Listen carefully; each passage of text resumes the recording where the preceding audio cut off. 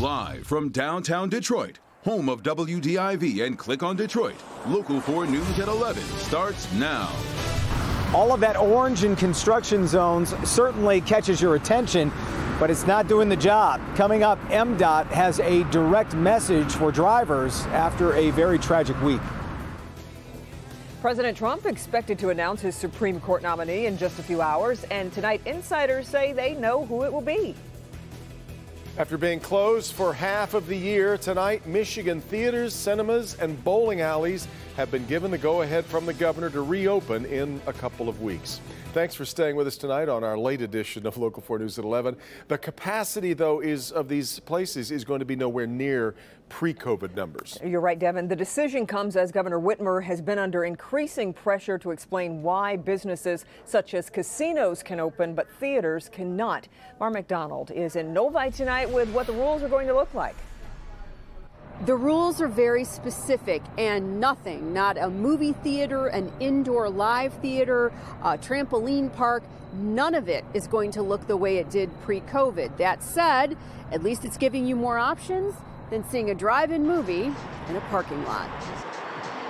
Easing into a parking spot for Imagine Novi's makeshift drive-in movie theater. The pop-up drive-in has been well attended. Now they can reopen inside October 9th. It's going to be a slow rebuild. We don't expect full attendance right away, especially with the capacity restrictions. But we're looking forward to 2021. There's a wonderful slate of films almost every month next year, and we'll be here, ready, willing, and able to serve our guests safely. Those capacity restrictions look like this. Only 20 people per 1,000 square feet of space, and masks must be worn. This goes for cinemas, bowling alleys, and indoor live theater for a max of 500 people total. Those at the drive-in tonight say they'll consider returning inside, but I need to know that they are really spaced out. We as people collectively, we have to abide by the rules. We have to abide by the safety measures. The capacity limits mean nobody will be making a profit, but at least there will be some positive cash flow and calling some employees back to work.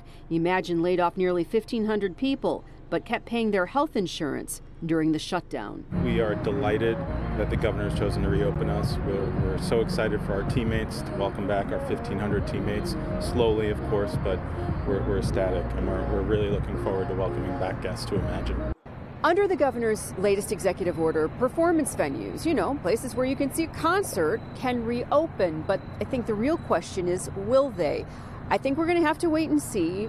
But if you look at the density that is going to be required there, which is, capping it at 500 people for the largest of venues, there's no way that those kind of venues can even break even with those kind of numbers. We are in Novi. I'm Mara McDonald, Local 4. Okay, Mara, also in the order, students in grades kindergarten and up, except in the Traverse City region and the Upper Peninsula, are required to wear face coverings in classrooms. Prior orders only recommended face coverings. As Mara mentioned, there's also changes to limits on gatherings. Indoor gatherings are now limited to 20% of the seating capacity of the venue with a maximum of 500 people. Outdoor gatherings are limited to 30% with a maximum of 1,000 people. This comes as the state reports 929 new cases of COVID-19 with 8 more deaths. NBC News has learned President Trump will select federal judge Amy Coney Barrett as his nominee to the Supreme Court. Barrett had been widely believed to be the president's pick for the seat left vacant by the passing of Justice Ruth Bader Ginsburg. President Trump expected to officially nominate Barrett tomorrow afternoon at the White House. White House officials have declined to comment so far on that announcement. Rainy weather headed our way, but not till early next week. That's right. The weekend is looking mild and dry. Let's check in with Ben. Hi. Hey, Kim and Devin. Yeah, just as nice as what we've seen during the week. And we're even going to tack on a couple extra degrees for good measure tomorrow afternoon. But tonight it's obviously on the cool side. We've got a couple spots that have already dipped into the 50s. And especially where these numbers have gone down, you can see the visibility is starting to reduce too. So there's going to be some patchy fog. It's already there at Port Huron. We're seeing that maybe setting up out there from the airport west as well. So we'll be watching that overnight. Otherwise, there's not much to look at on the satellite. Just seeing a lot of clear skies as high pressure remains in control. And other than that patchy fog that sets up tomorrow morning, we're going to be in the clear. Decent amount of sunshine, high temperatures at 82. That's going to be our warmest of the week. Not far from that mark on Sunday, but oh man, does next week look a whole lot different. We'll look at the big cool down and all the rain chances coming with it in just a few minutes, guys.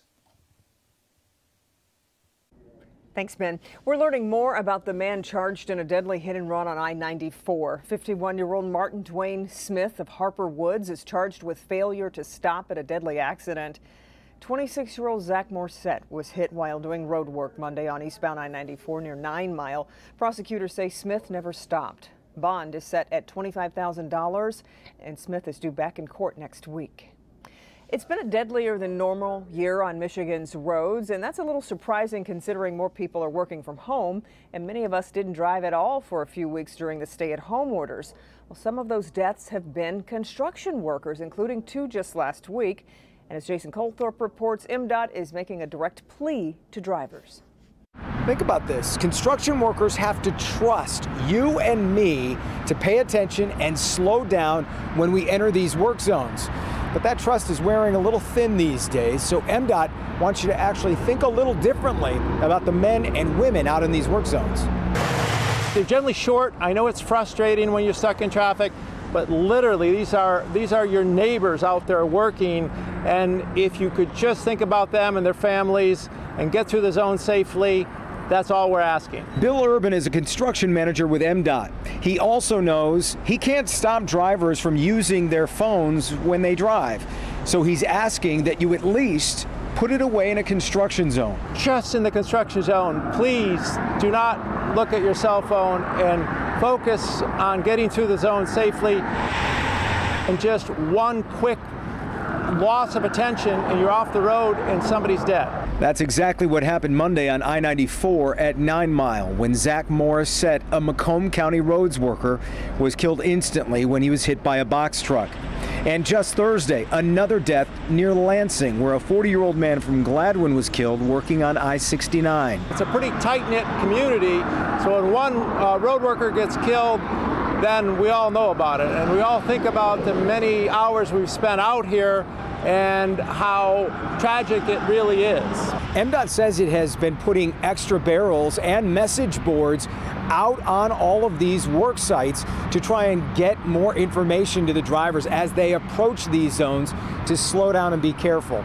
But as we've seen, all it takes is one driver to not get that message, and that's when tragedy can strike. Along I-75, I'm Jason Colthorpe, Local 4. That is so right. All right, Jason. A federal judge has ruled the 2020 census will continue for a few more weeks. The ruling says the national count should continue through the end of October because cutting it off at the end of this month could lead to inaccurate results. Census decides, of course, how $1 trillion in federal spending is split up among the states. If you haven't filled out your census form, you should still get it done as soon as possible. Attorneys for the Department of Commerce said they are likely to appeal, so we'll keep you updated on any changes to the census end date. Members of Michigan's congressional delegation, Republican Paul Mitchell and Democrat Alyssa Slotkin, spearheading a letter to the Secretary of the Air Force. It requests the U.S. Space Command be located at Selfridge Air National Guard Base. Part of the letter reads, quote, Macomb County and Michigan more broadly have the resources to support Space Force personnel, and we highly recommend you consider the many benefits for service members and their families' quality of life the area offers. Sterling Heights nomination has been chosen for further evaluation. A classic rock band is upset with a legendary actor and his side hustle. New at 11, the snarky letter that band sent over how one of their songs is being used. Also, for years, Bill Gates and Angelina Jolie have ranked as the most admired man and woman in the world, but there's a big shakeup in the newest version of the annual survey. We've got that coming up too. And a historic moment at the nation's capital as the late Ruth Bader Ginsburg breaks down yet another barrier. We'll be right back.